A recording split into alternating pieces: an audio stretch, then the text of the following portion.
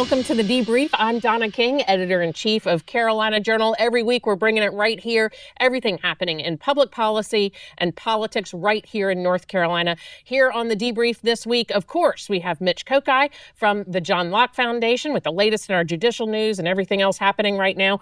David Larson, Carolina Journal's opinion editor.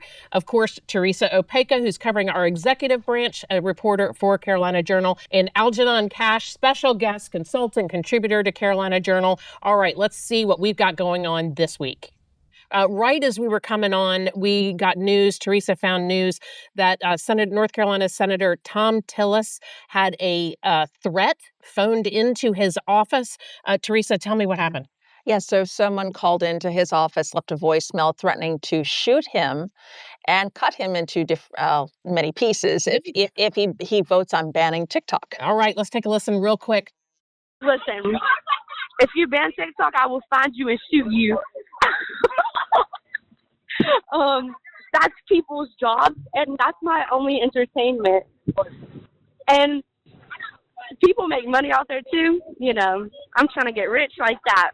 Anyways, I'll shoot you and find you and cut you into pieces. Bye. All right now. Well, the fact that she's giggling, it's hard to take it too serious, but I guess any threat should be taken. Right. Sure. I think it's interesting that it's about TikTok. Like, it seems to fit the voice and the giggle and the weird violence that is not taken too seriously. It fits like the whole persona of TikTok. Yeah, and she probably isn't thinking she's committing a federal crime in that moment. As John said, she's kind of giggling. It's kind of a fun little, like a lot of TikTok things. You're just not taking your life too seriously and thinking about the consequences. But I think there has been ads, I believe, by TikTok, or they've been kind of pushing some of their users to, influence them to call and so don't, ban TikTok. Here's the number to call. So it might have been from that. They just saw, here's the number. You live in North Carolina, call this number. So you think TikTok's behind this push to make sure that they protect their I guess, marketing? Yeah, they definitely are doing that. I'm guessing they didn't say, call your congressman and threaten to kill them and chop them up into several pieces. And one can hope that we don't end up with something like a new TikTok challenge where people will come up with the craziest ways to threaten their members of Congress. But there's been several congressional members that have actually gotten phone calls from children. Right. People that really, at the age that they shouldn't even be on TikTok. There's one recording where a kid called in and said, well, what's a congressman, on the recording. So yes, TikTok is definitely behind this sort of activation and mobilization effort to flood Congress with these phone calls. Yeah, and I don't want to minimize the seriousness of this because it sounds so goofy and bizarre and silly, but at the same time, it's very serious. It is, and someone else may take it more seriously maybe than this girl thought. Maybe she's just being funny with it. Sure. Someone actually might say, I'm coming to get you, and actually mean it. Right, right. Yeah, tell us. Yeah, take everything. You have to take everything seriously. You do these days. You do. Or not the harming a congressperson who have good security, but harming themselves. There's been other messages left to congresspeople where say, if you ban TikTok, I'll kill myself because I'm so in love with it. Right. I don't know how serious they were, but they have said that a number of times. Kids calling in that are obsessed with the app. Sure, and I think that's why Tillis put this out there, is he said, look, this is what's really happening, is coming into our offices, and he finished with, great job, TikTok. It is alarming, and what we're seeing is kind of a lost generation, I think, that's gotten really sucked into this.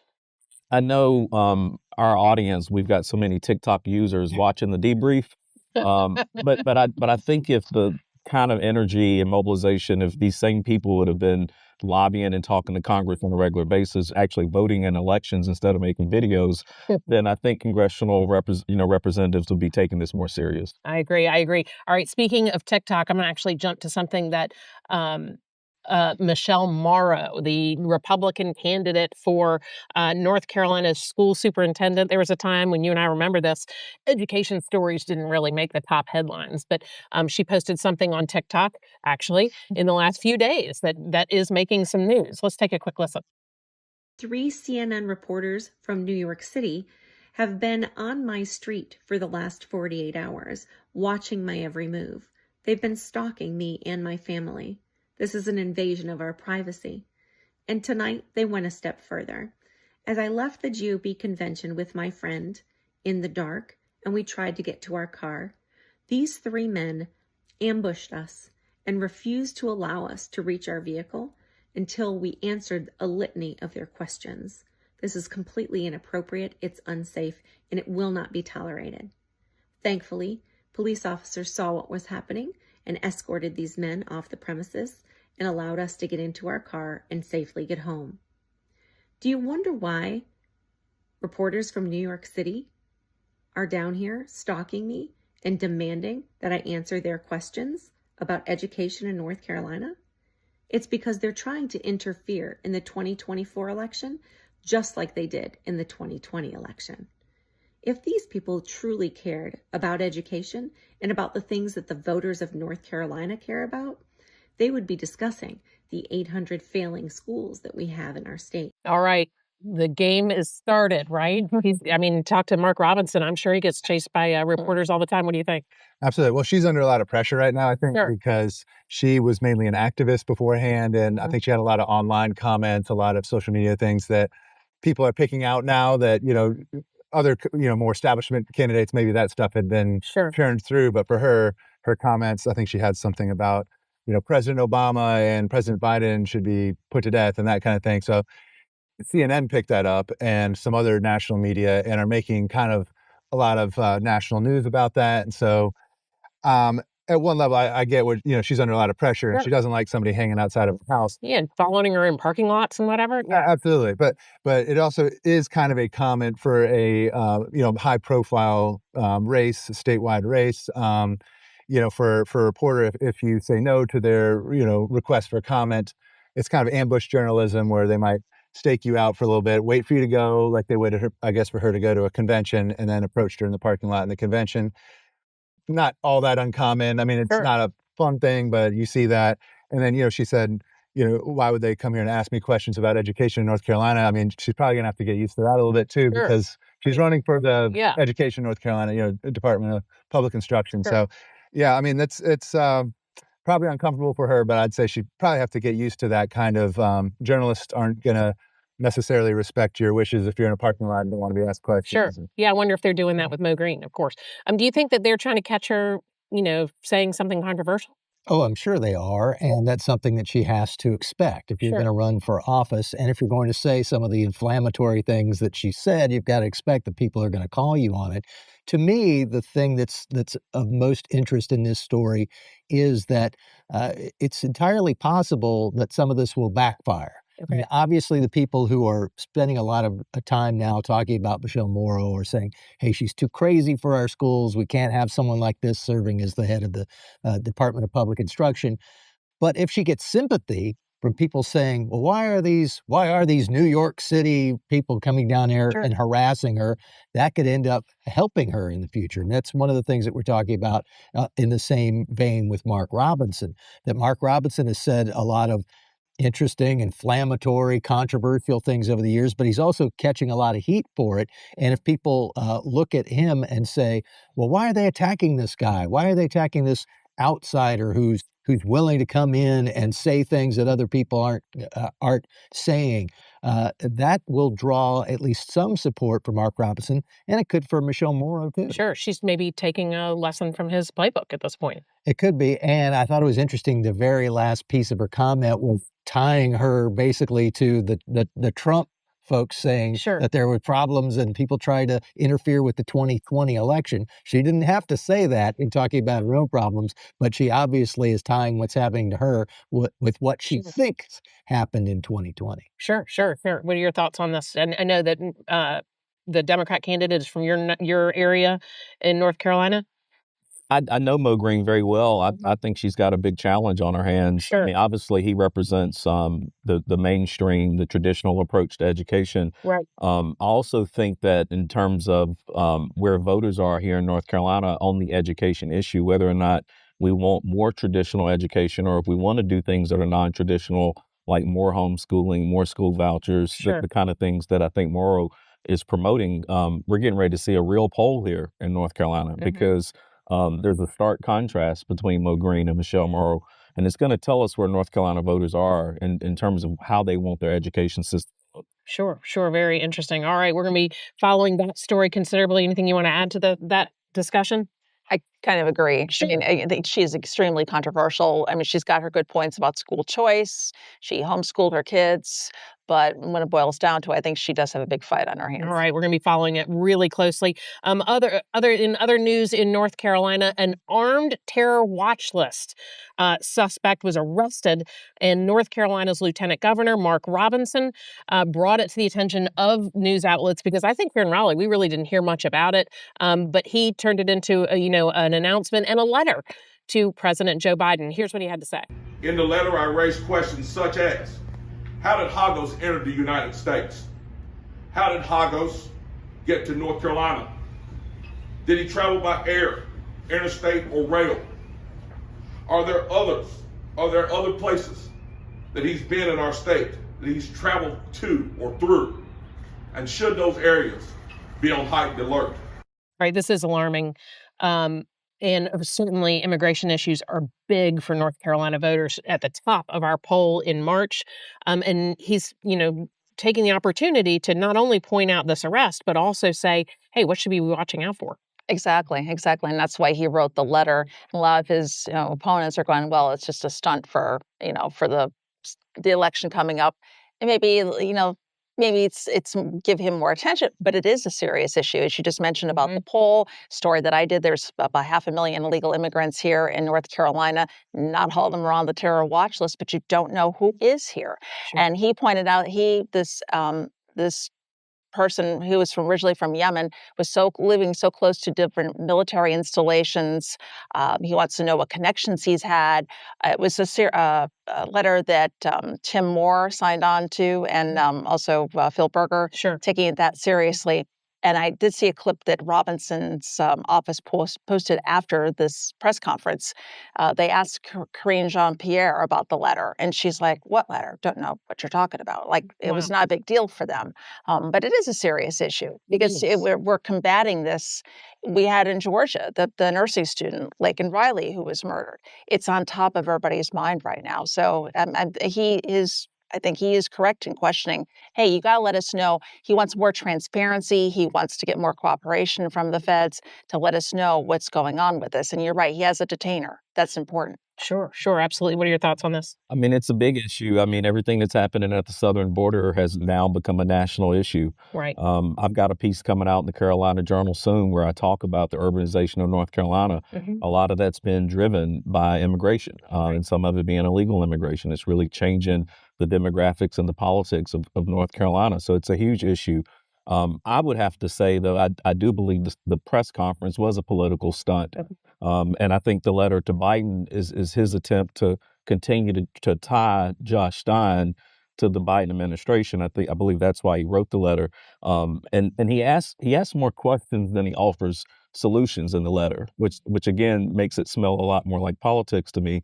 I think if the lieutenant governor really wanted to use his time more effectively and advantageously, he should be debating Josh Stein, and they should be debating on this issue. Right. Actually, that would be great, and we would do it right here. And no question about it. No, we'd be ready for it. Your area of Greensboro, the Triad area, actually, I feel is a microcosm for North Carolina, probably even the country in many ways. Your area is really impacted. You have the American Hebrew School there that's now being debated, turning into an unaccompanied minors facility. Tell me what's happening there. Yeah, that blindsided a lot of people in the Triad area. I didn't even hear about it for the longest, and then I started hearing more rumblings about it and started looking into it. I think it's becoming more on the radar of people in the Triad area. There are a lot more questions about why this facility is being positioned in Greensboro. So I do think at some point in time, either the Biden administration or at least someone in the Homeland Security Department is going to have to answer more questions as it relates to that facility being placed in Greensboro. Sure. But we're not really getting answers, right? I mean, it's quiet. Yeah, to be honest, I haven't been tracking that particular story a lot, but I know that when you have something like that, like a bunch of unaccompanied minors that, we don't know, offhand where they're coming from, et cetera, but you just hear that the federal government's going to be placing them in your community. It's something that does, I think the immigration issue in general, illegal immigration, is just kind of it brings a lot of other issues together, on public safety, with the drug crisis, with gangs or with all kinds of different things that people, it's kind of a perfect storm of all those issues coming together. And so when you hear about a big facility like that coming locally, Right. I think, it is something that's probably the reason it's the top issue in our poll was immigration, is it just seems to combine so many other issues they're thinking about. Sure. It kind of puts almost a face on it. Yeah, of course. What are your thoughts? Well, back to the lieutenant governor, like Algernon, I definitely think this is a political thing. The lieutenant governor generally doesn't have any duties. I mean, it's not something that would affect his job. And certainly the next thing that you would look at for Mark Robinson is the job that he wants to get, governor. So there is some impact there. But I found it very interesting that this was one of the first things that we really saw from Mark Robinson on the now general election campaign trail. He's won the nomination, doesn't have to think about Dale Folwell or Bill Graham anymore. Now he has to think about what happens between now and November. And this was the first real thing that he did, calling out the Biden administration and setting himself up as the sort of anti-Biden figure. But he really, even though the implication perhaps is that Josh Stein is tied to Biden, he didn't really talk about Stein. He didn't say, Josh Stein, what do you think about this? Or you're part of the problem. He basically is setting himself up as the champion of the people who don't like what Biden is doing. And that could be a winning ticket for him. If he's seen as the guy against Josh Stein and you compare their records, that's one choice for people to make. But if he is your champion against the bad things happening in Washington, D.C., that is probably something that he has a little bit better chance with than he does in a one-on-one based on the records with Josh Stein. But at a time when he's moving into the general election season, this is the first press conference he calls. He doesn't really talk about the kind of issues that I think North Carolina voters are truly concerned about, like housing, workforce development, the inflation issue that obviously is happening at a macro level, but we're not even having that conversation within the state in terms of how can we address it with real solutions. I just think that this was a political maneuver.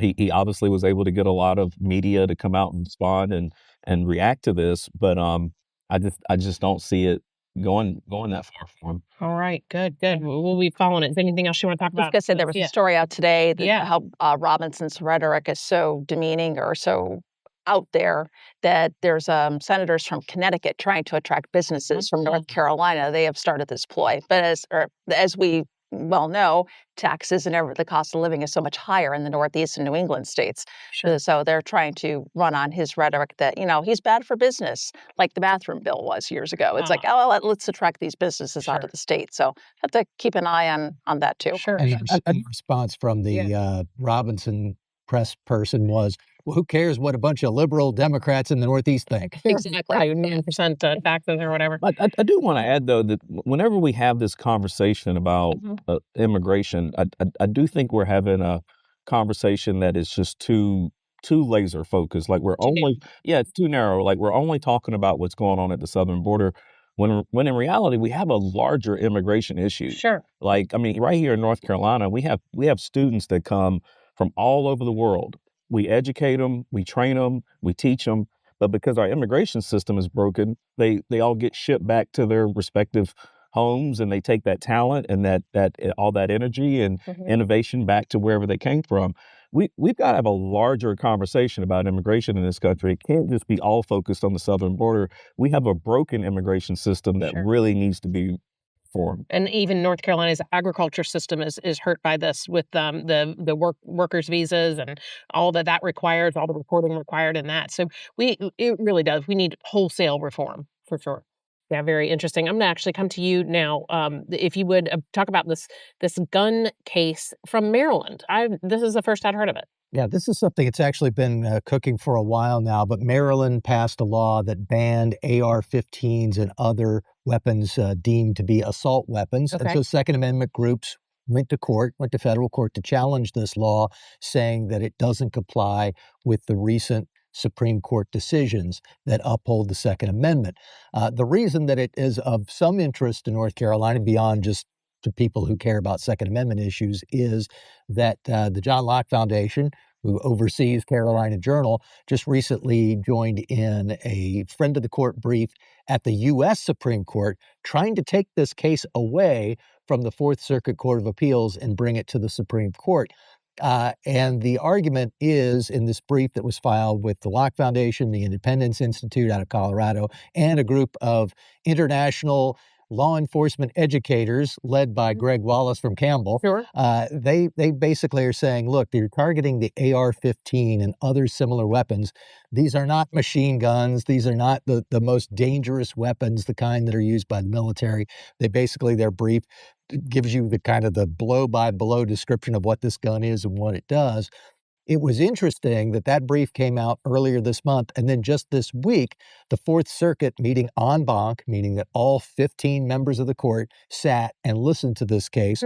And some of the arguments that were made in our brief come up where I believe it was Judge King said, but hey, this is just like an M16 and it fires 300 rounds a minute. And the lawyer for the other side says, no, it doesn't. He said, yes, it does. And they basically had this back and forth.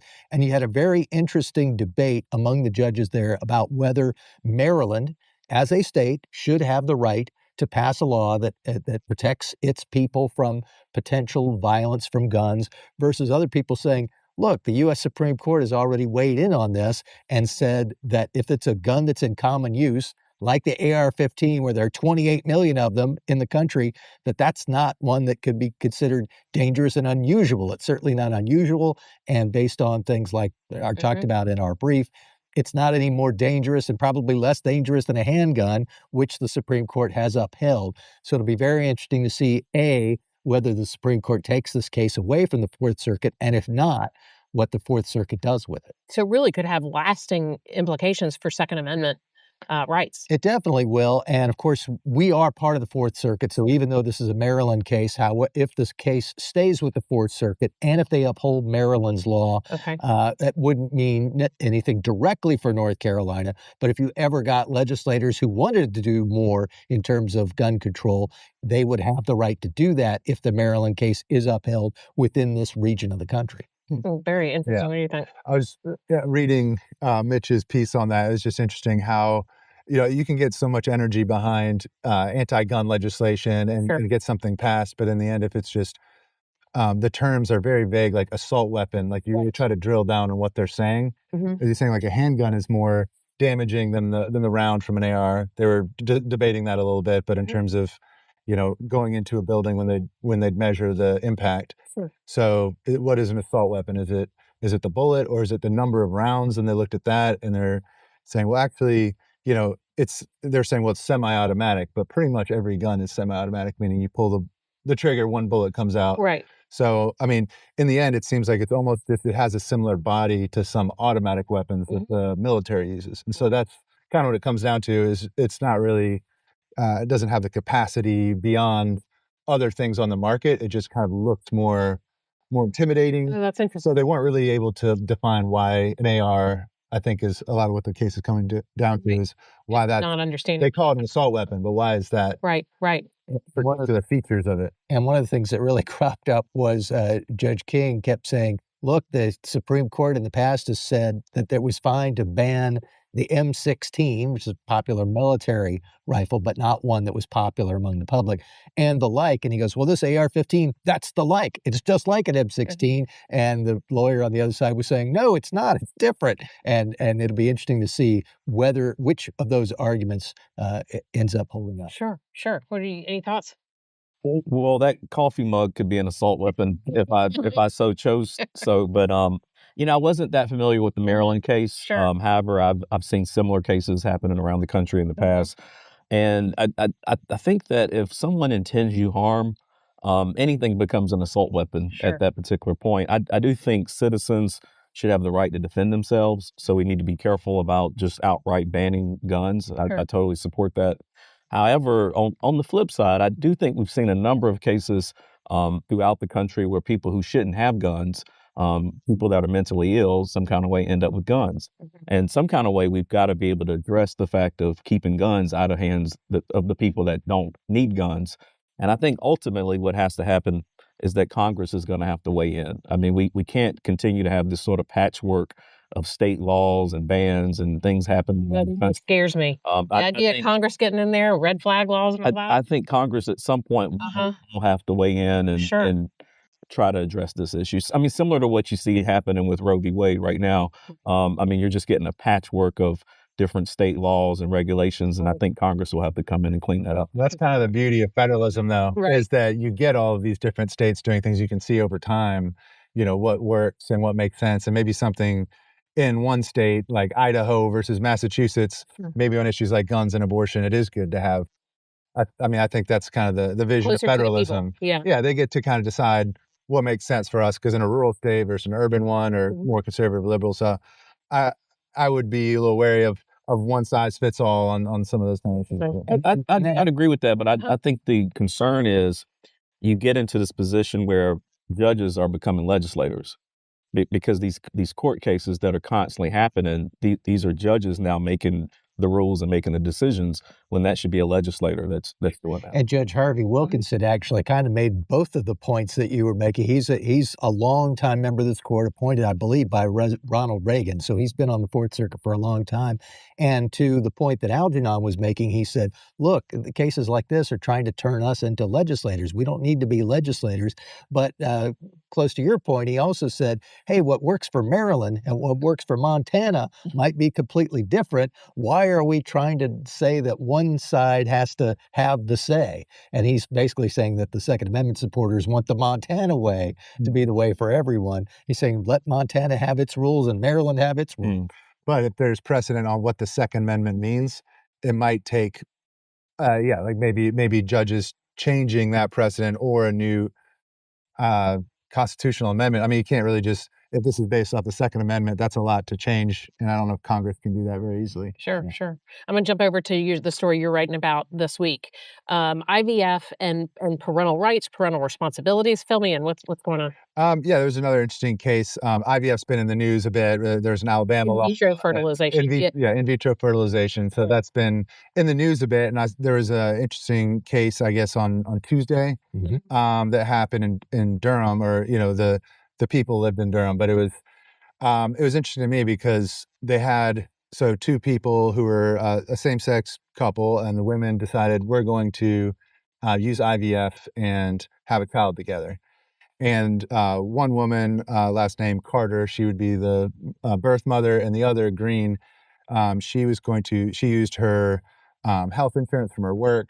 They both signed the paperwork, the risk assessments, and they chose the name together. And okay, so one's like an adoptive parent, one's a biological. But the problem is they weren't married legally, and they didn't legally adopt. So even though Green, she's a woman in Durham, used her health insurance, signed the responsibility of bringing this human being into the world. Right. So it's an interesting case because Judge Donna Stroud, she seemed to have sympathy for the child. It was about child support payments. Okay. So she decided that Green does not owe child support, even though she signed those forms for IVF and all of that, because she is not a biological parent, and she never signed any kind of adoption or and local parentis agreement. So Stroud seemed to suggest, I'm not, like with the other case, I'm not a lawmaker. So maybe this is something, I'm just applying current law. So maybe this is something that the legislature should take up, because, she didn't say this part, but this is just my own thoughts, is, IVF is kind of a new frontier in a lot of ways. So if people are going to come together and decide to have a child in a new way than the traditional way, then there should be some obligation there to care for the child that you bring into this world, that you've used your health insurance to bring in and signed all this paperwork. So I think that is an interesting case, because IVF, there's probably been other, I guess, surrogacy maybe is a similar way, in that you could choose to be a parent but not a biological parent.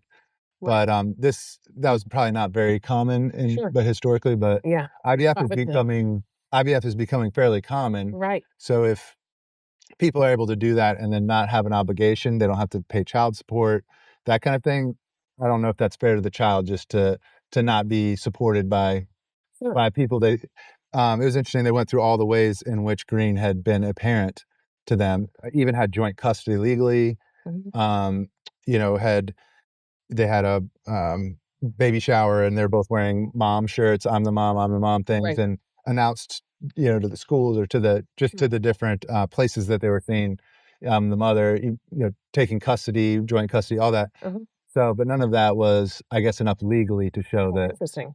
Green was also a parent. Yeah, I don't see the legislature stepping into something like this. What do you think? I'm not sure that they will Yeah. immediately, although a case like this might prompt some people to look at it. To me, one of the interesting parts of this decision was this reverses a trial court where the trial judge had said, yes, you are a parent, you're going to pay this child support.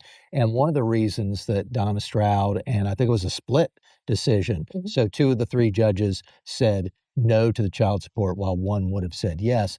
But one of the reasons the majority said no was that this would treat the situation differently than what the law says if it had been a heterosexual couple in the same situation where they aren't married, Mhm. the one parent has never signed anything saying that they're going to be a parent, and in that case, they wouldn't owe child support. And so the appeals court was saying, well, if that's true for heterosexual couples, we can't make it different for the same-sex couples, even if you think that might be qualitatively different, because you're actually talking about one person is the biological parent, one is not, and the one who is not in any kind of legally binding agreement.